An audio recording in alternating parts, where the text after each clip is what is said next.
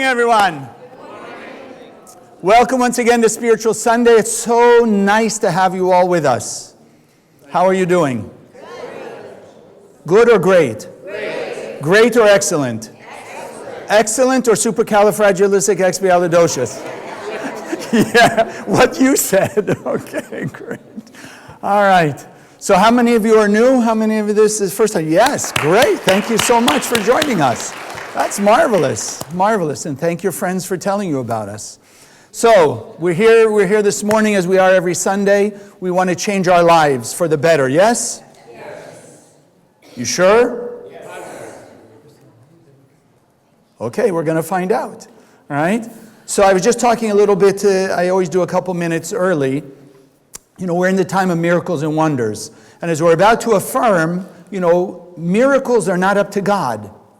I don't want to go into a whole class on miracles, but I just want to put in your mind, because whatever holidays we're celebrating, there always tends to be the thought that the miracles are something we have to pray to God to create. And yet, every Sunday we keep speaking about, and we will today also, the power of the light force in us. And we also understand the law of cause and effect, right? What goes around comes around? Yes? So if what goes around comes around is an exact law, cause and effect is an exact law, then how could even God, in essence, change that? Wow. So we think, well, that's the power of God. God can do whatever it wants. Well, if God could do whatever it wants, then there wouldn't be a law of cause and effect. So cause and effect means that you and I are in control of the miracles in our lives. How about that one? But think about it. Who better to be in control of the miracles in your life? Only one proviso. The miracles in your life cannot be detrimental to other people. So you can't pray or you can't meditate or you can't attempt to achieve a miracle in your life that's not good for other people. Because it is the law of cause and effect. That's the key to keep in mind. So whatever comes to our consciousness has to be that we're capable to achieve it. We just have to be able to do what's necessary to achieve it. And think of it, maybe that's why we used to depend on God so much. And please, especially for the new people, I'm not saying we don't believe in God or trust in God or use the power of God. We're not being disrespectful to God. But to understand, God gave us the power to create anything we needed in our lives. So if we have an idea of something that's possible to achieve, then we have the capability to achieve it. And we can no longer just depend on the Creator to do it for us. Right? But that's what we say. Maybe that's why, because it seems so far beyond us, we have to go to that higher power. Right? And that's where God came into the picture. But sadly, if it were up to God really, how fast would miracles and wonders exist for every human being? Blink of an eye. Right? If it were really up to God by itself, then miracles and wonders should have already existed. Peace should be already on earth.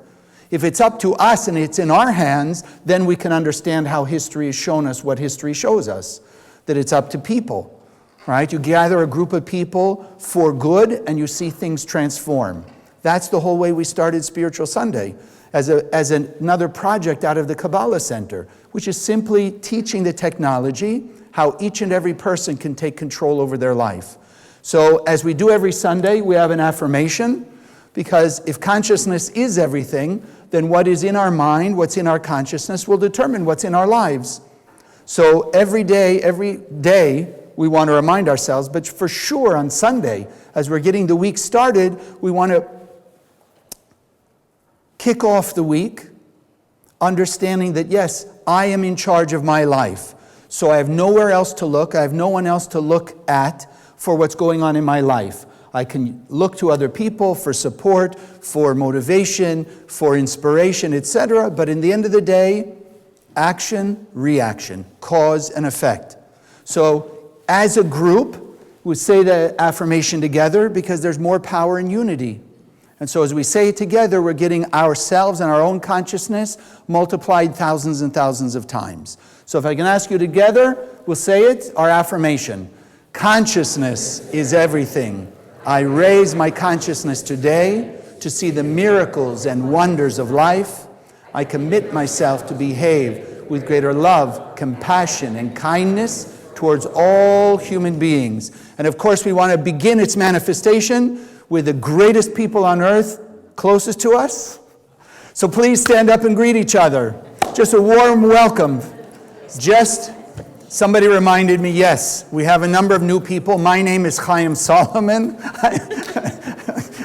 I know who I am, okay.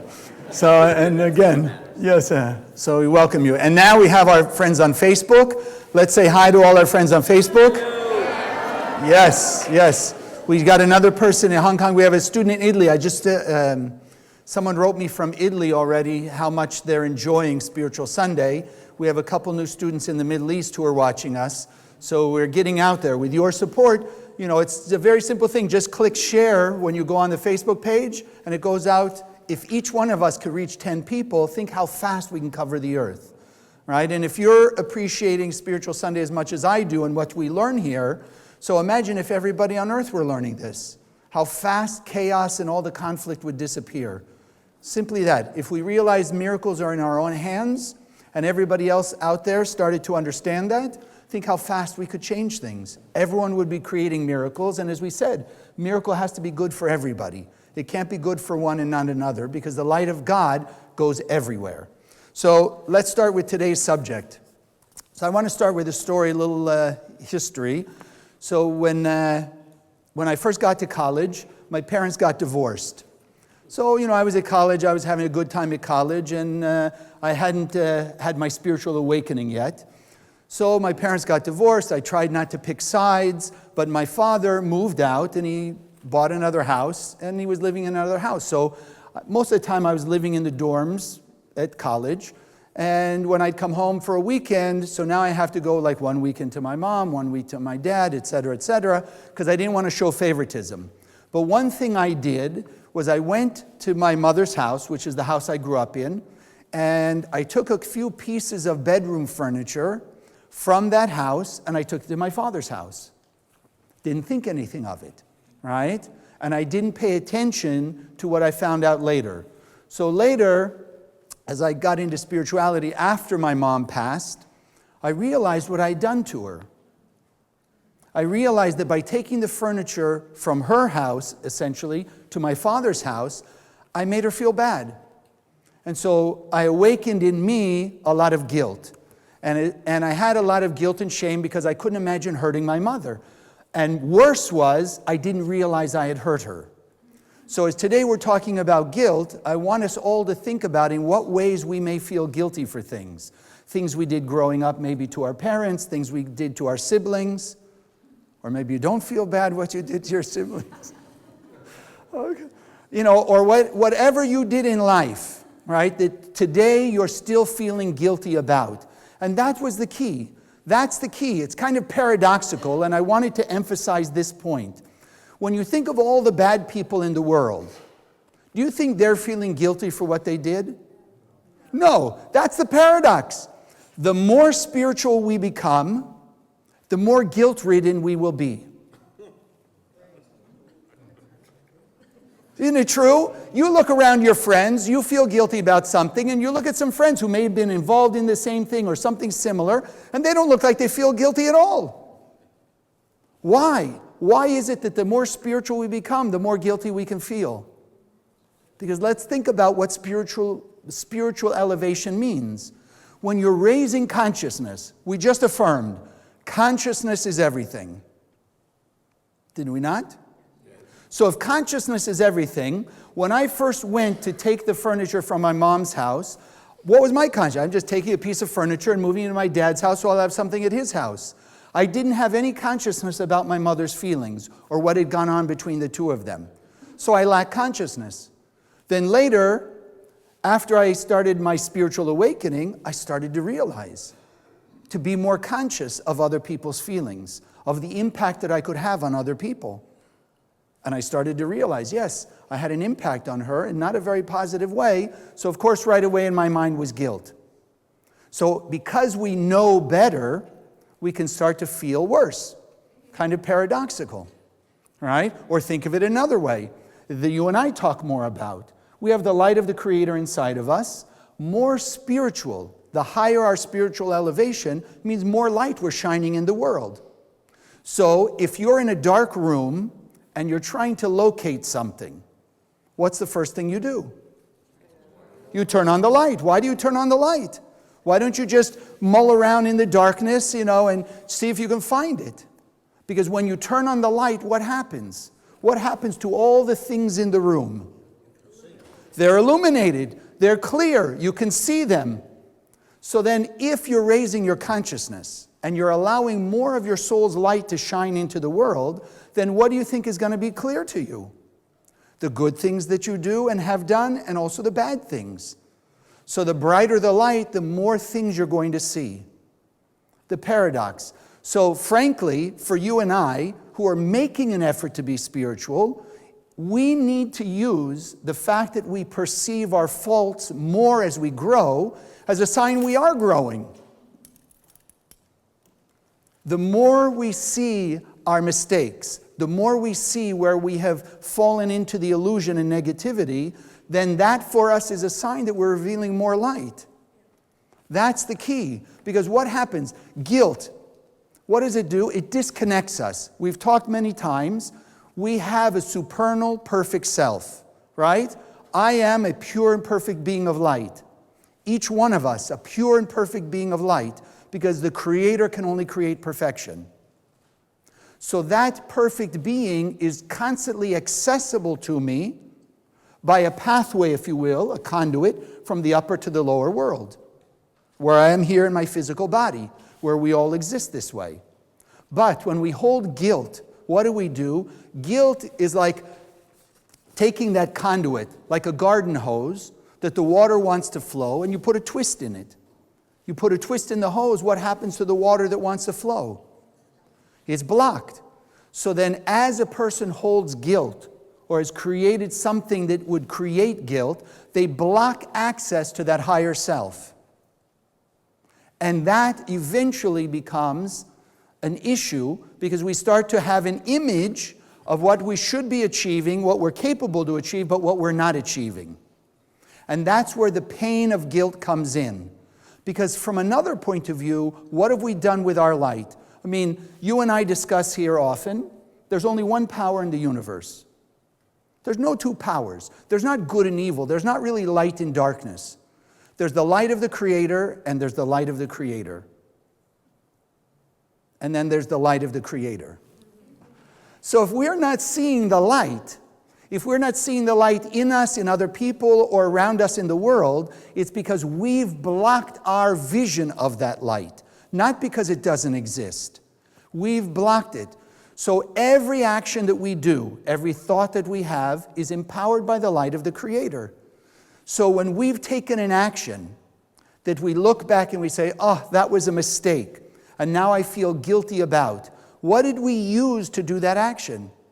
We still used the light of the Creator, but we used it in a not beneficial way, or we could call it in a negative way. So we took a piece of our soul's light and we put it in a shell, like a walnut. You ever try and break a walnut? You remember when you're like teenager and you're going to show how strong you are, so you take that walnut and you try and break it with your hand? No, you don't, huh? Okay, I guess only in Redondo Beach we did that, all right? All right? It's not easy to break, but it's that tough shell. So we take, with our negative actions, we encapsulate a piece of our soul's light in that shell. And that's why we're blocked from our supernal self. That's why we feel pain. Because the light that's supposed to be flowing doesn't flow. Now, what's the benefit of that? Is actually the pain. Again, it's the paradox. Pain is not a bad thing. Even think physically. Is it good when a person has a pain? I didn't say is it comfortable or is it nice or would you like to have them? But from the big picture, is it good or not? And why is it good? Because it's a warning sign that we're doing something wrong that we need to stop doing. We need to make some changes. So then the same thing in life, when we have emotional pain, mental pain, or even physical pain, it's a sign we're going in a wrong direction. So guilt is the pain we feel for doing that negative action, for doing that action that blocks the light. So remember, Guilt is the pain I hold that I've created, that shell that blocks the light, so I feel the pain. But the benefit of the pain is that it will motivate me to do something about it. Just like every pain we have physically. When a person's in pain, what's the first thing you want to do? Alleviate the pain, right? So you'll find ways to do it. So the same thing, when we hold guilt, and we're only going to focus on guilt this morning, when a person's holding guilt over something they've done, the point of the guilt is, or the pain of the guilt is to motivate us to do something to change it. The unfortunate part is, we have this other parasite in our brain called the opponent. And the opponent is the one that wants us only to feel guilty. And what does he tell us? What does he put in our head? Right? For those of you who are brand new, we teach, according to the Kabbalists, we have two sources of thoughts in our head.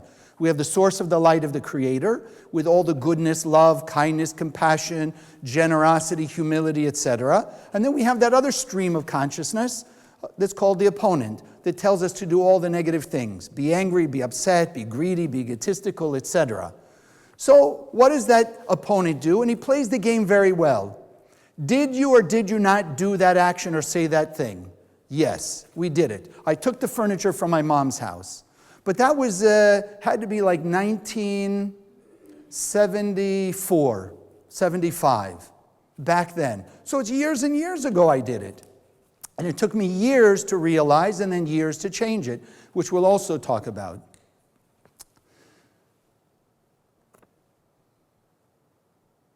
Where was I going? So I lost it for this. Yes, so thank you. So what does the opponent tell us? Aha. See, he's getting at me. He doesn't want me to let the secret out. So he says, did you do the action or not? Yes. So now, here comes the other paradox, because we're spiritual people. The bad people don't feel guilty. So the fact you feel guilty is a sign you're a spiritual person. Now this is the opponent. And therefore what?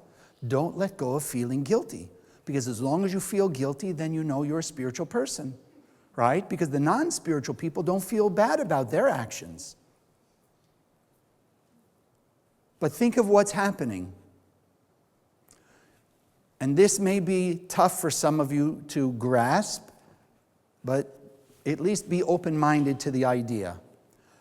Who makes us hold on to our guilt? We do. We do. We voluntarily hold on to our guilt. The opponent makes us see some benefit or believe there's a benefit, right? Because if I'm spiritual, then like we said, I'll see my negativity, I'll remember what I did to my mother or other people, so I'll feel guilty. So that guilt becomes a pain of blessing. I don't know how to call it, but like of relief. Oh, I'm that good person, I'm that spiritual person because I feel bad. No, our job is to realize we don't have to carry that guilt. The pain is there to help us get rid of the pain. Do you think when the Creator created us with its image and in its likeness, do you think there's pain in that?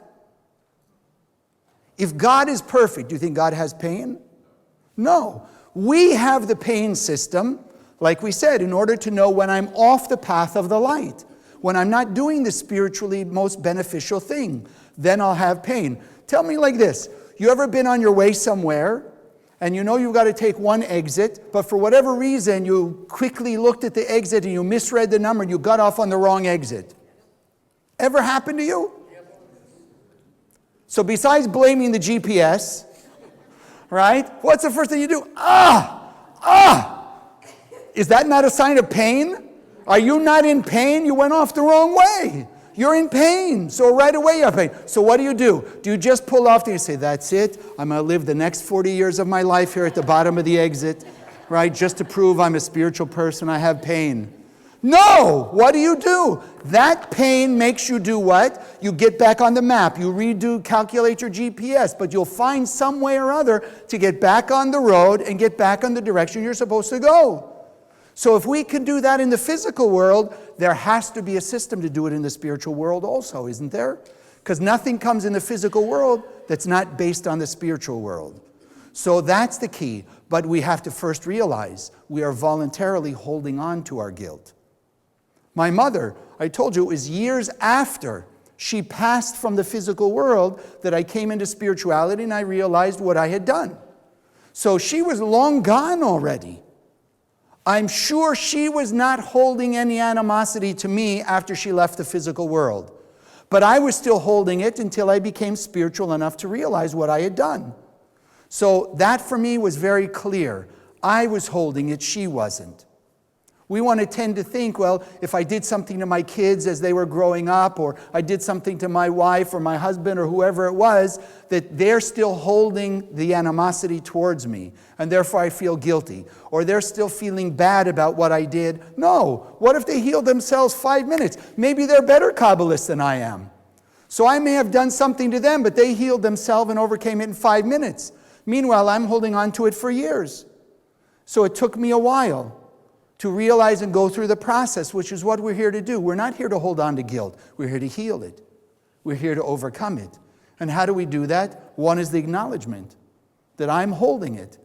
Then the second part is to realize, yes, then if I have the light of the Creator at the ready to be used, then that's what I have to do. If I inflicted something on another person, then I can be responsible for, and I have the capability to, heal them. Because again, it's an image in my mind. My mother was long gone from the world, but the image was still in my mind of what I did to her. So then what I learned by being in the center was I took out my Zohar, as we do every Sunday. We use the 72 names. Those of you who knew will use it. But I started to scan from the Zohar, and I started to send my mom light and apologize. I couldn't talk to her in the physical world, so I could only talk to her from the spiritual world. So I scanned, and I scanned, and I scanned, and I sent her light, and I sent light to the person who I was, who took the furniture from her house. And then I began to act differently. Because you can't just send light, in this case, light to my mom. You can't just send them light and then go on the same way. You have to send light which will help transform who you are, and then not do the same things. So as I was sending her light to heal what I had done to her, I was also transforming myself to be more sensitive and aware of what I was doing to other people, how my words or my actions might have some impact on them. All right? And then I became aware. Now, the other part, before we go too far, there are cases that you cannot be in control of what the other person feels. Now, there are sometimes you're doing what is truly the most spiritual, beneficial thing for you and for them, but initially the other person doesn't like it. So it's not always or only about making the other person feel good. I like an example I heard many years ago, and I don't remember where I heard it, but I will use it anyway. A vampire. Right? A vampire comes seeking to bite the neck of a person and take all the lifeblood. I'm just making sure you've got that vision, right? Now, the person says to the vampire, "No, no, no, I'm not going to allow you to bite my neck and take all my blood." Is the vampire going to be happy or not? No. But it's not that they're doing it against the vampire. You follow? They're doing what's the spiritually right thing, not allowing the vampire to hurt the other person, to hurt somebody, because whether you understand it or not, and obviously a vampire is not quite a real character, not in that way, but as the story goes, the vampire is hurting the person, and the person is being hurt. So by refusing the vampire, yes, it's a good thing. And it's ultimately good for the vampire to help them overcome what they do. But they don't like it at first. So we can't always be responsible. I've heard thousands and thousands of students tell us stories like that. You know, well, what if they don't do? That's always the way it usually starts out. You know, for all these years, until they became spiritually minded, they were always enabling, we would call it, just to cut to the chase, enabling somebody in their family with some kind of help. Now they come to spirituality, they start studying Kabbalah, and they realize, you know what? It's not good to keep enabling people. Because in essence, if you enable another person, what are you really doing to them? Disabling them from being who God created them to be. So now, that person comes because they're studying, and they finally have the strength to say to that person, no, I'm not going to do what I've always done. What do you think the first response of the other person? Oh, good, thank you for awakening my spirituality. Thank you for helping me to raise my consciousness. No, of course the first thing is going to be, why? Why aren't you going to help me now? You used to be sharing. Oh, now I get it. You're learning spirituality. You're learning Kabbalah, and Kabbalah is making you a selfish person. Right? Now they're throwing guilt the other way. Right? Let me throw some guilt at you. You used to be sharing, now you're not sharing. No, we have to be strong enough to say, I'm doing it for your good as much as for my good. Because if I'm enabling somebody, I'm hurting them and being hurt by the very act I do. So I have to be able to say no. I have to be able to say no. So I need to learn how to change my consciousness so that I will behave differently, because that becomes the repair. Yes, I can scan from my Zohar, I can send light to that person, and I can transform what I did to them. But I also have to act differently. And I must tell you, without all the details, it took me almost a year of constant work and effort, but then I had, in obviously a spiritual way, I had a message from my mother that she forgave me. So it was very clear to me that it works. And that's why I share it with you and share it with all the students who will listen. That no matter where a person is, even let's say they're still in the physical world, but you haven't seen them for those 20 years, you can still heal your guilt, whatever you did. Because the light of the Creator is the most powerful repair substance in the universe. And we have the capability to use that, to wield that, to heal anything, and like we said in the beginning, to create miracles.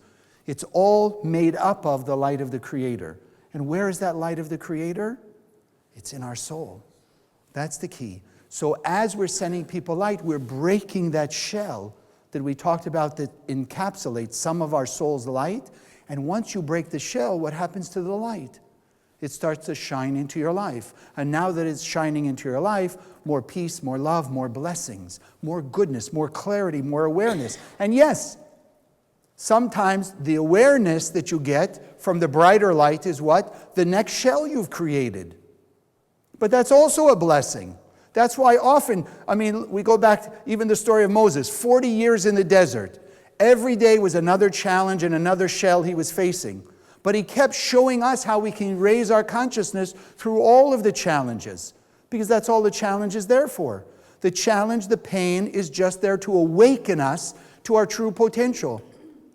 There's a very, very powerful story in the Bible related with guilt and how to overcome it. You remember the story? There were 12 sons of Jacob. So before the 12th one grew up, there was the 11th one. His name was Joseph. And Joseph was a young boy and his 10 brothers who were some of the highest, probably the highest spiritually elevated people of their generation, other than their mother and father. These people, according to the literal story, they felt jealous of their brother Joseph. So what did they do? They thought to kill Joseph. Let's get rid of him. Because even in Kabbalistic terms, they said, we have such strong unity that he's going to break this unity. So let's get rid of him so we can stay unified. So even there was an aspect that it was really for the highest good of everybody. It wasn't just they were jealous and they want to get rid of him. But then they decided, no, they're not going to kill him. They would just sell him as a slave. Right? So they sell him, and if you know the rest of the story, Joseph goes through a lot of trials and tribulations. Now, as the story would have it, his brothers, right, the father doesn't know what happened. He just thinks his son Joseph is dead. The other 10 brothers, they're living their life, they're married, having children, living on and on and on. Nothing about their brother Joseph. What happens? Because everything is cause and effect. There becomes a famine. And the famine necessitates that they go down to Egypt where there's food. So they go down to Egypt. They don't realize that their brother Joseph is now second in command to Pharaoh, controls all of the abundance, all the sustenance of the world, basically. So the 10 brothers come down into Egypt to buy food. And of course, Joseph, seeing them and knowing that they don't recognize him, he starts to play what looks like this game. He's going to play a game with them. Yes, we're going to give you food, but you know what? I'm not sure, maybe you're spies and you're just trying to spy on the land, look for our weaknesses because you want to come down here and take over. And of course, they're no, they're denying it and this and this. Then they start talking among themselves. Why is all this trouble coming to them? And now comes the guilt. Oh, it must be because what we did to our brother Joseph. We sold him, we didn't treat him right, we gave our father pain and suffering, we gave our mother pain and suffering. We created all this pain and suffering because what we did to Joseph, and now it's coming back on us. So there's the guilt. There's the guilt. But we learn Kabbalistically, Joseph, who actually is the highest of all the 12 brothers, he saw the biggest picture. He saw beyond even where they were, and he could see in them that they hadn't achieved their potential. As high as they were, they hadn't achieved their 100%. Because relative to everybody else in the world, they were head and shoulders above. Like some of us. We come into Kabbalah, we start to learn, we start to practice, and we can look back. We can see who I used to be and who I am now. And we see how great I am, how good I am, how much I've changed. But then we can tend to stunt our growth. Because we'll pick people and we'll say, well, look, they have to catch up, or I'm already head and shoulders above them, or I'm head and shoulders even above myself. So how much more can there be? But there always is. Until we're 100%, there's always more to go. No matter how high that 100% is. So here is Joseph looking at his brothers. And he saw, as we talk about, and I keep emphasizing here on Sunday, he saw the light inside each one of them. And he knew it was his job to do what he could do to awaken the light inside of them. To help them realize their 100% hadn't been achieved yet, no matter how much they could do, no matter how spiritual they were.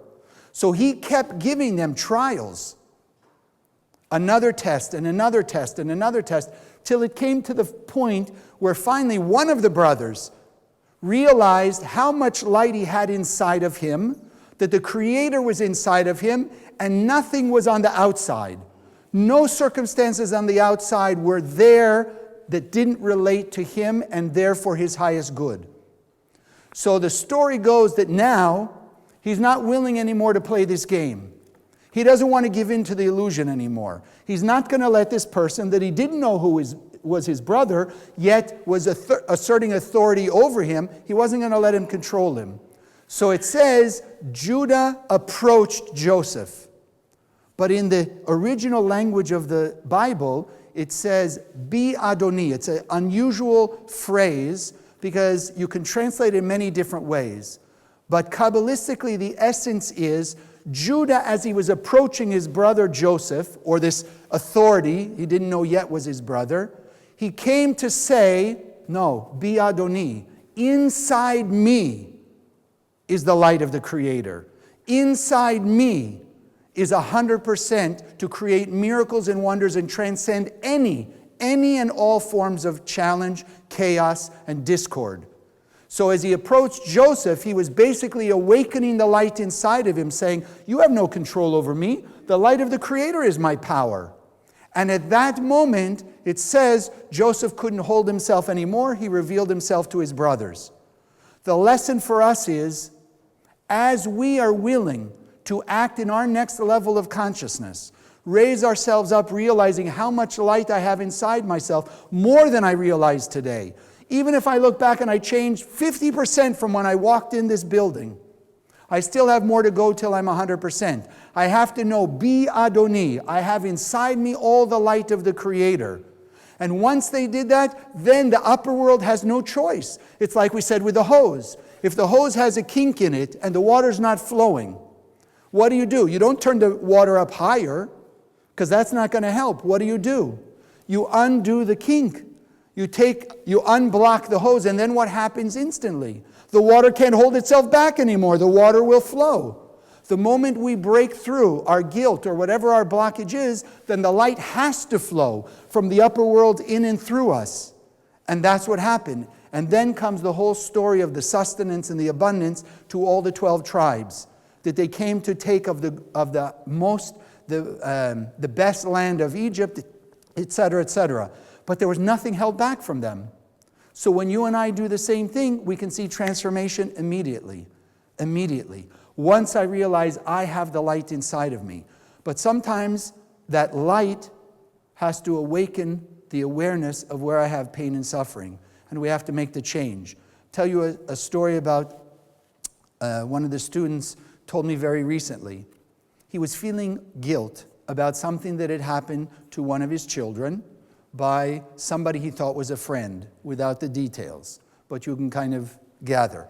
So as he looked back, he realized, because he found out that one of his children was being abused by someone he thought was a friend, and he kept inviting the friend over to the house, right? So after he found out and he started to realize what was going on, of course, the friend was no longer a friend, etc., but the guilt was overwhelming. So what did he do? And this was like the paradox. He started to become possessive and overbearing to his child. His mind was that he was being protective. He realized that he hadn't protected his child, and now he had to be overprotective. So he swung the other way, to the point where the child, as the child was growing up, started to rebel against the parent, right? Not out of negativity, and not because one thought the other didn't love the other one, but because of the guilt that racked the father. You follow? Overbearing and possessive, till they came to the center. And then they started to realize what was going on. And because they couldn't understand, how come if they loved their child so much, there was this rebellion, there was this like blockage that was kept showing up, right? Because he thought he was only protecting his child. And he started to realize, as we were learning, no, he had just went from one form of reactivity to another. And he became overbearing and overwhelming. So he started to repair. And of course, the relationship started to change. The child became less and less rebellious. And they created a very nice, warm relationship from that. But that's the power we have. That's the power that we have when we awaken the Bi Adoni, the realization, and not only the realization, but the use of the light inside of us. It's there waiting for us. So there's nothing that can't be transformed with the power of the light. The other way that guilt shows up, when you feel guilty, how good do you feel about yourself? Not very, right? That value that one has of themselves starts to get reduced. So I have another student that came that way. Because what happens when you feel guilty, now you feel you can't do enough. That whatever you do, it's not enough, not enough, not enough, and not enough. So I have another student who came that way. She comes to the center after years of different spiritual studies, still feeling that she can't do enough for everyone else. She started to realize, because of what she was learning here, that it was coming not from really wanting to help, but it was coming the opposite. Because she had such a low self-value, self-image, that nothing was good enough. She could never fill that black hole she had. It was like endless abyss. She started to study, as you and I study here. And she started to realize it wasn't anything but she didn't recognize the light inside of her. She wasn't acknowledging how powerful a light being she was. And as that started to grow, as she started to realize and awaken, and it takes repetition, it's not an easy thing, but like you and I have said here and there, and maybe we'll start reminding you, I am a pure and perfect being of light. And you need to keep reminding yourself daily, because that opponent in our head will remind us the opposite. We're not capable, look what we did, look at all the harm we've inflicted on people, etc., make us see only the half-empty side, the negative side. We have to start acknowledging the light side in us. I am a pure and perfect being of light. So this woman, as she started to feel more the light inside of her, she shifted her guilt. It was no longer doing not enough out of guilt, because that wasn't helping. But she came to realize the power of the Creator in her. She started to heal the various things that brought her guilt. She started to see miracles. She started to see how her mother changed, how her sisters changed, how people around her in her life started to change. Because she was now doing more, not out of guilt, that she hadn't done enough. Because if like attracts like, and she's coming from a lack place, then she's only going to awaken a lack, meaning she'll never see a fullness. But as she changed herself to feel full or fuller and constantly growing in that fullness, then she started to draw more fullness out of other people. Like will attract like. As we continue to shine light on other people, we will draw the light from them. So I would like us today to start shifting our consciousness. One last piece on the idea of guilt. You know, a person goes into court. What are they seeking in court? A verdict, right? Guilty or innocent. Yes? So, yes, it may be guilt in a somewhat different way, but I want us to stop making ourselves guilty. Right? We decree ourselves guilty of this and guilty of that, etc. No. Today is the day we want to start with a not guilty verdict. I am no longer guilty of the things that I've done in the past because that's not me. That was that parasite, that opponent that was taking over and taking control over me and was tempting me and taunting me to do that negative thing.